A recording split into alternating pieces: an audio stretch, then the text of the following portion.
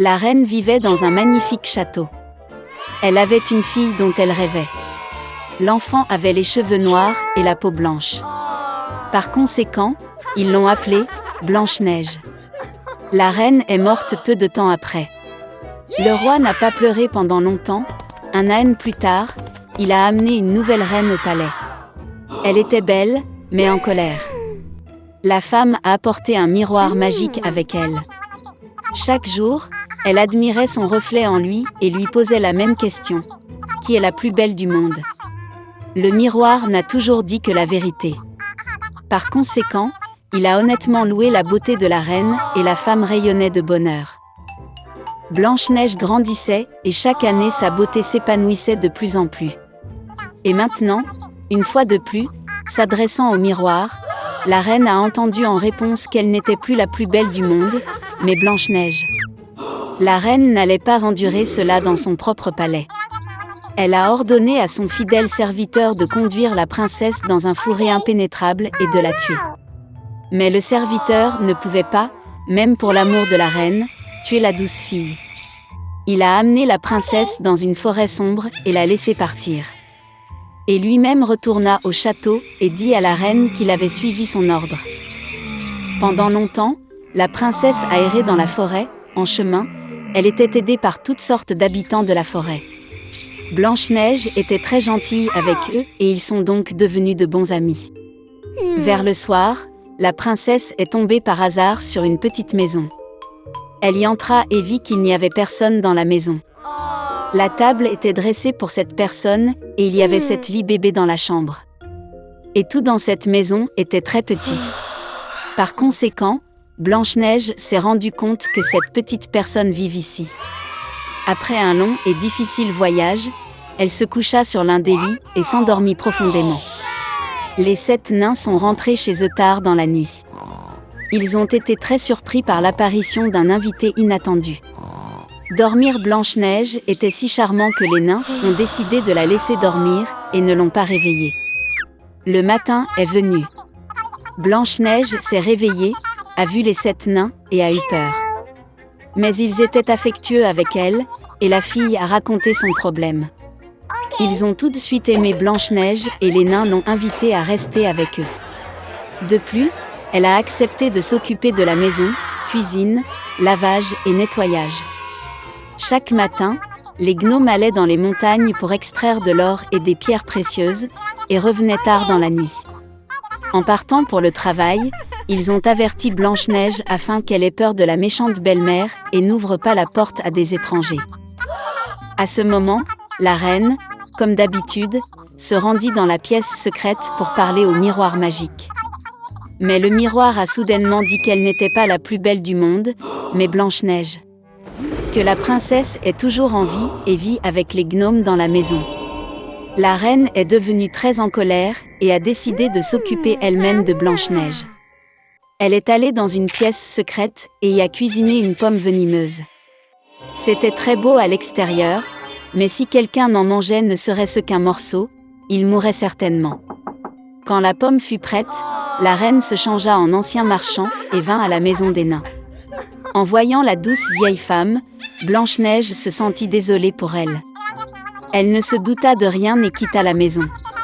La vieille femme a offert à la fille une pomme mûre et a dit que si elle mange cette pomme, elle restera jeune et belle pour toujours.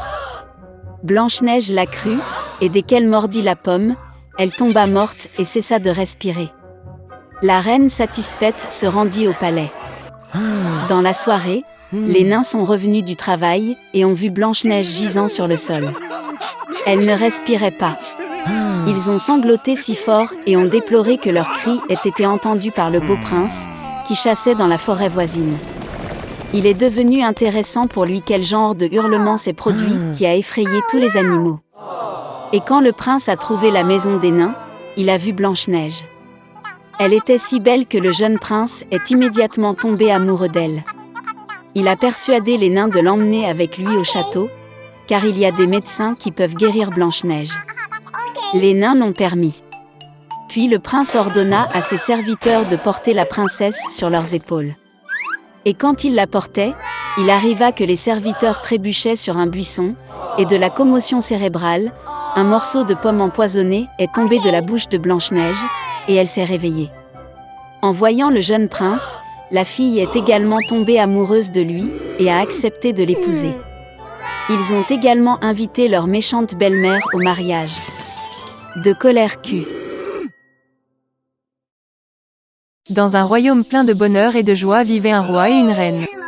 Ils rêvaient d'une seule chose, avoir un enfant. Quand ils avaient déjà perdu tout espoir, leur fille est née. Elle était très douce et belle.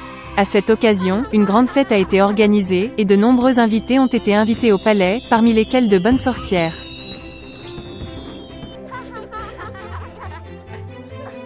L'accueil le plus chaleureux et le plus cordial leur a été réservé. Mais le roi et la reine ont commis une grave erreur, ils ont oublié d'inviter une autre sorcière. Elle n'avait pas quitté sa tour depuis de nombreuses années et tout le monde pensait qu'elle était morte depuis longtemps. Lorsque le moment est venu de faire des cadeaux à la princesse, les fées l'ont généreusement récompensée par sa beauté, son bon cœur, son intelligence, une belle voix, la capacité de danser et de jouer de divers instruments de musique. Quand le tour est venu à la dernière sorcière, une fée maléfique est soudainement entrée dans la salle, qu'ils ont oublié d'inviter à la fête.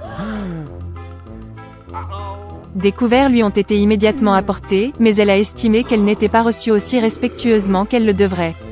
Tirant le gobelet et l'assiette loin d'elle, elle murmura un sort. La sorcière souhaitait que le jour de son 16e anniversaire, la princesse se pique la main avec un fuseau, et de cela elle mourut. La reine pleura amèrement à la volonté de la méchante sorcière, et le roi ordonna de saisir la sorcière. Mais elle avait déjà disparu avec un rire inquiétant. Heureusement, la dernière des fées n'a pas encore eu le temps de dire son souhait à la princesse. Elle ne pouvait pas annuler le sort, mais a promis que la fille ne mourrait pas, mais ne s'endormirait profondément que jusqu'à ce qu'elle soit réveillée par le baiser d'amour. Le roi a immédiatement ordonné la destruction de tous les fuseaux du royaume. Et puis vint le jour du 16e anniversaire de la princesse, le jour dont la fée maléfique a parlé. La princesse a grandi pour être une fille belle et gentille. Le roi a ordonné à 3 sorcières de veiller sur elle.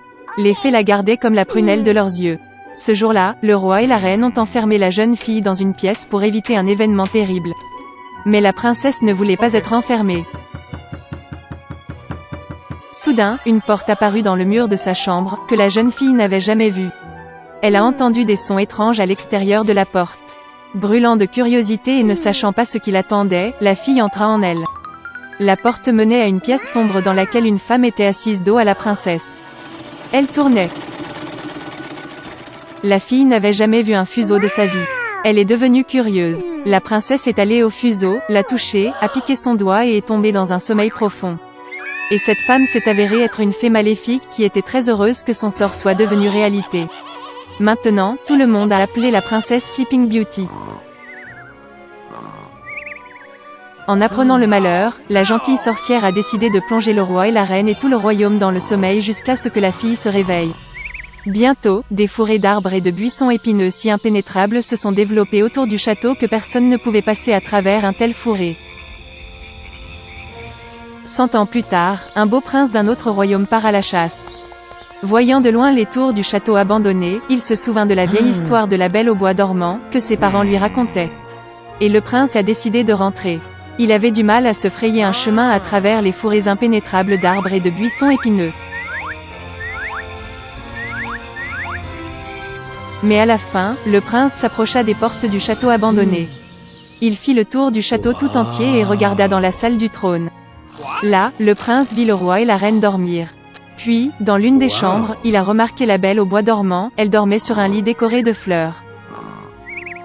Le prince alla vers le lit, regarda la belle princesse et sentit l'amour remplir son cœur. Il ne pouvait pas se retenir et embrassa la Belle au bois dormant. Et à ce moment-là, elle ouvrit les yeux et vit un beau prince. Le roi et la reine se sont également réveillés, tout comme tout le royaume. Ils étaient ravis, et en l'honneur des mariés, le plus beau mariage que le monde ait jamais vu a été immédiatement organisé. Depuis, ils ont vécu heureux pour toujours.